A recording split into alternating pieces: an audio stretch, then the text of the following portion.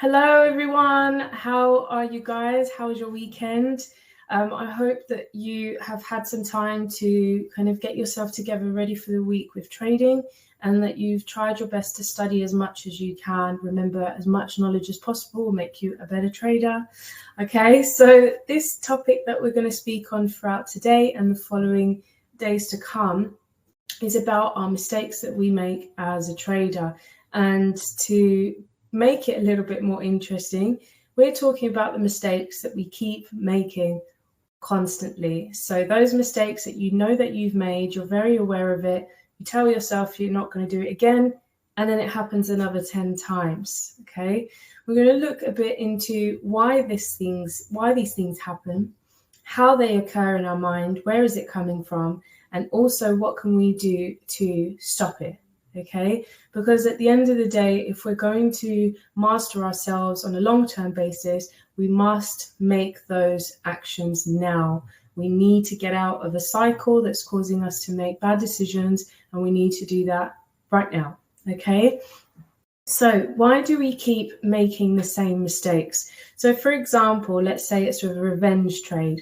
So you've placed a trade, it's not going the way that you want it to, because you got fear, you've come out of a loss very, very quickly, and now you're resenting the whole market because it didn't go through your expectations. And then you notice that that particular trade has gone into a profit now. It's gone the right way, just like your analysis has shown. And now you're feeling even more frustrated and angry. And what do? You place a trade again, either on that same pair, currency pair, or that you've placed another trade on another chart, and then again, it doesn't go your way. Now, this is very volatile in our brain, and it's something that can continuously happen. And I'm sure quite a lot of you have experienced it. I definitely have myself.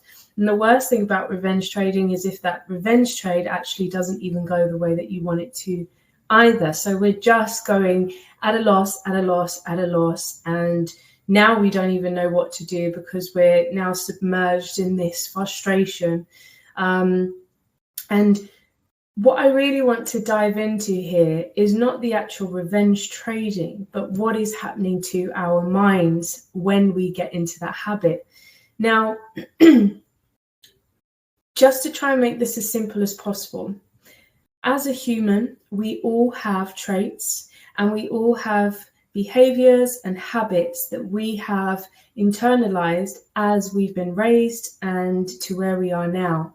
Now, some of those traits and behaviors, they come from how we've been brought up or the environment around us. So it's not actually something we've decided to be or decided to do and say, but they're just installed in us just based on how our environment, how our journey's gone.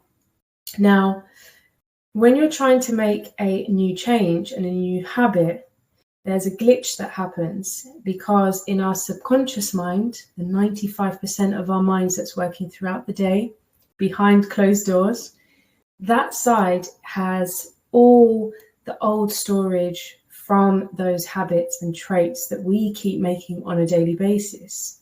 Okay. Now, the reason why there's a glitch is because you're trying to make a new habit, you're trying to make a change, but the body only knows that 95 subconscious state of mind.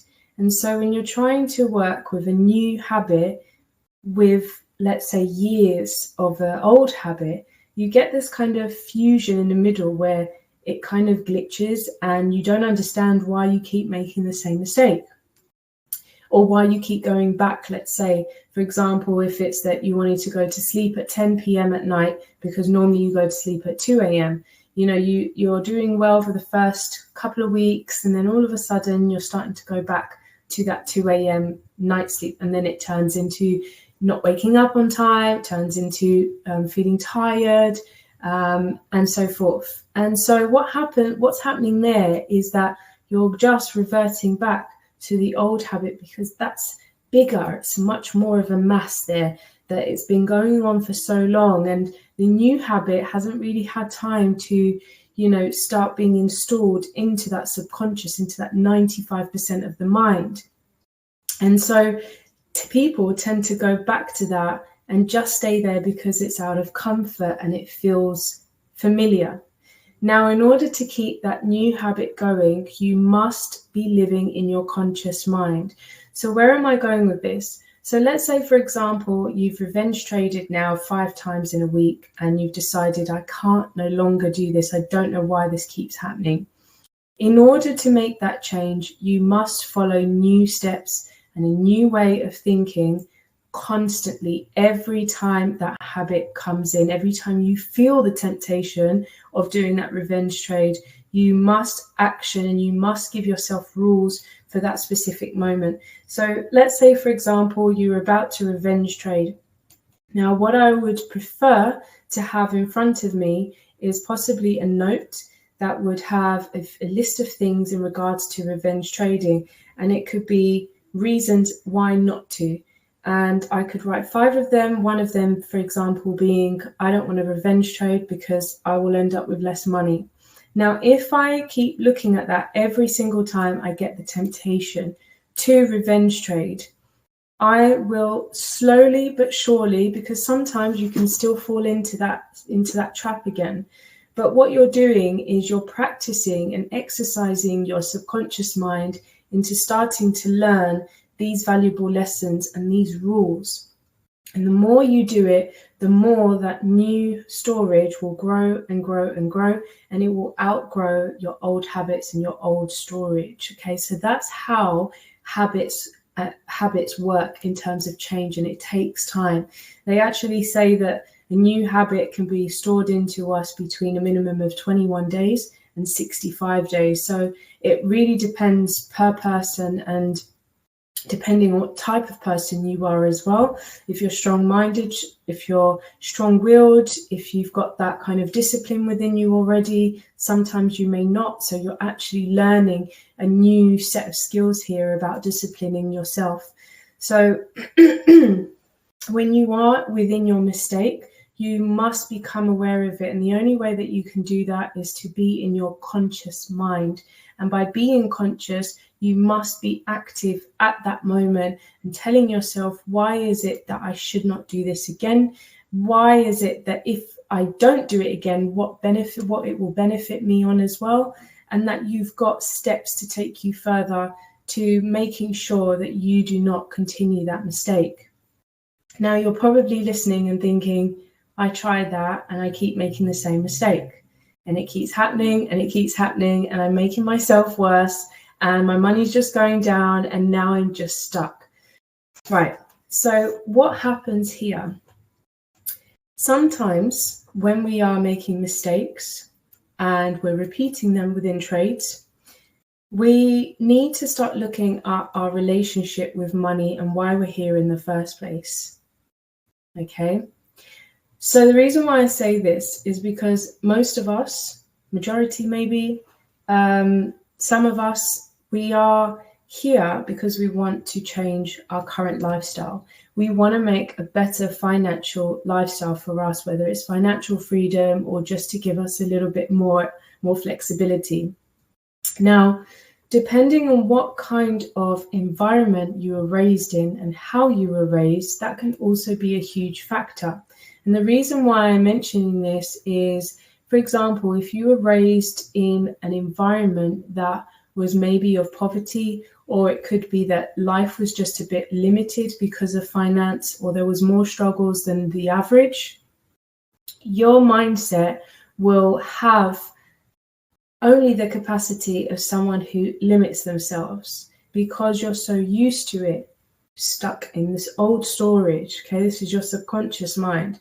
So now you're in trading and you've got all possibilities of making money right this minute, right now, with no one telling you what to do. It's just you and the market.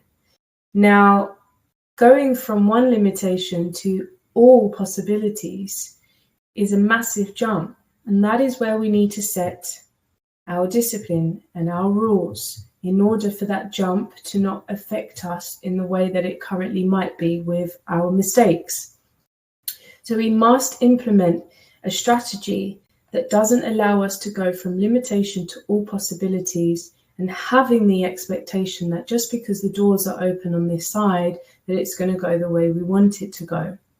Okay, if we have lived as well in a kind of environment that makes us feel of lack on a constant basis, if we are trading with the mindset of lack, we will always attract lack. We will always attract a minus. We will always attract a loss.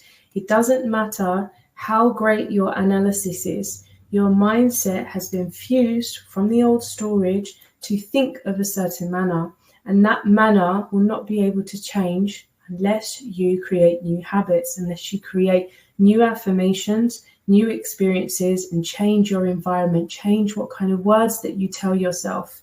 So in this situation, verbal affirmation is very, very important.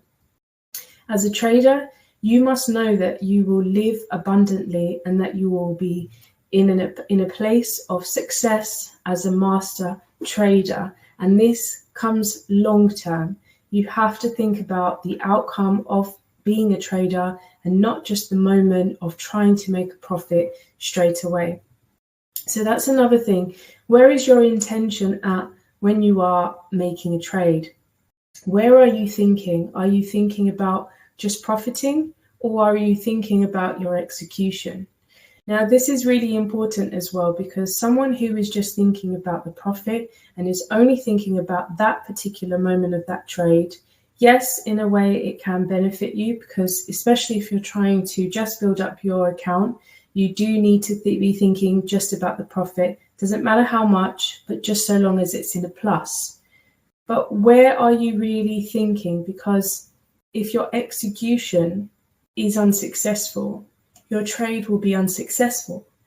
So mastering the plan, the strategy, the analysis, and going through this over and over and over again will allow you to have a better outcome. So long term, with the right execution, the right analysis, and the right practice and gaining of knowledge, your long-term perspective and aspect as a trader will be successful. If you don't have these things in place and you're only thinking about just the profit, no matter how much you try to study, your mindset at every trade is just thinking about money, you will put yourself at a loss and be greater at making these mistakes. All right. So just as another few things in terms of what kind of mistakes that we've made. So we've mentioned revenge trading. Now, another one is our lot sizes. There are another few, which I'll put down in our mindset section. I'll just write some stuff down for you to have a think about. But the one that I really want to mention is our lot size and risk management, because this is something that we talk about quite a lot. And it always seems that we always get back into that lot size, place it very high, just because we want to make that profit straight away. Okay, so when you're going with a higher lot size, what you're essentially doing is telling yourself that if it goes to a profit, you're going to make more money very quickly in a short amount of space. But what if it doesn't go the way that you want it to? Where is your expectation at here? Because if it doesn't go in the right way, you will also lose a lot of money in a very short amount of space. So it's very important that you manage your lot size and your risk of your stop loss to the point where you can accept and be at a healthy mindset if it does go into a loss. So there's no point of you trying to make a lot of money with a stop loss at 150 when you're only trying to lose an amount of £50. Okay, so if you were to accept that your £50 is what you're going to lose, put your stop loss at £50, because really if you want to come out earlier, you would lose less than £50. If you've got it higher just because you wanted to make more money very quickly, you're now looking at loss going quicker, and you might end up in a position where you don't want to be. And this will cause a lot of emotional imbalances that you don't want to have, especially if you're someone that's going to start revenge trading. So lastly, just so you have this stern in your head, your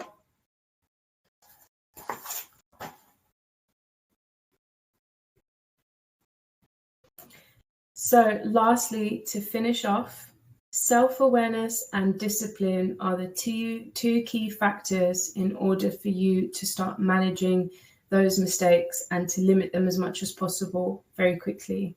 Okay, having discipline within yourself is super important because you're going to be able to effectively manage how to set your own rules. And the discipline will allow you to keep managing that on a regular basis, and to the point where then you start making new habits and feeling more calmer when you are wanting to make mistakes again and again, because they're not going to no longer happen.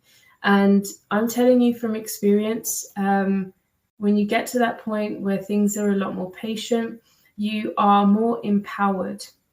Okay, you have more of a sense that you are acknowledging that the way to trade in the healthiest way is to manage yourself and to stay of that discipline.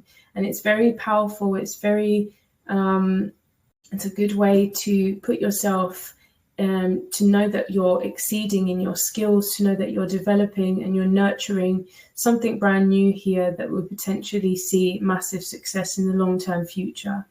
All right, so I will set some thoughts, some questions for you guys, some things for you to think about throughout the week. Here in our mindset section, just so you can gauge where those mistakes are happening, why they're happening, and how you can fix them.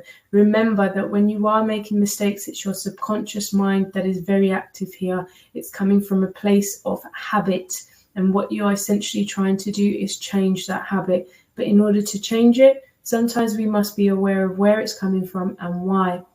And if it stems really deep down into our childhood, into any traumas that we've had, any experiences that have caused us to think very differently about money than the average person, then it's with that we need to start thinking and coming to terms with first before making any new habits, because otherwise we are just going to be sugarcoating an old habit and potentially in the future see it pop up again and rage at us.